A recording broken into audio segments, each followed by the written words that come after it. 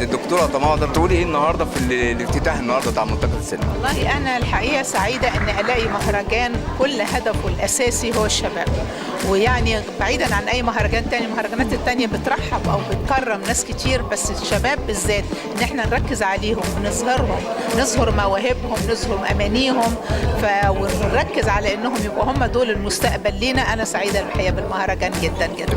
ايه اللي لفت نظرك في قلب ملتقى الشباب الجميله اللي جوه؟ والله انا بقول ان احنا عندنا شباب، بس هو المشكله ان هم ما فيش حد بيبروزهم.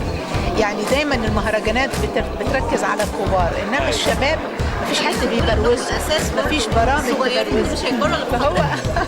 فهو فعلا يمكن الاعلام كمان مقصر في الحكايه دي. مهرجانات لازم تعمل اجزاء للشباب على اساس يبروزوهم، يطلعوا مواهبهم، فده شيء يعني يسعدني جدا. تكملة لكلام الدكتورة طنابر، مهرجان زي اللي احنا بنتكلم فيه النهارده ده كام موقع هيكتب عنه وكام برنامج. اخر حاجة هقولها، بص حضرتك كده في الملتقى النهارده اللي هو قائم للشباب وعلى الشباب، في كام موقع هنا بيصور. سعيدة بيكم، وإن شاء الله نلتقي في مهرجان تاني وثالث يعني، وتبقى يعني خلينا نقول المهرجان ده يبقى مثلا النسخة 10 نلتقي فيها بإذن الله.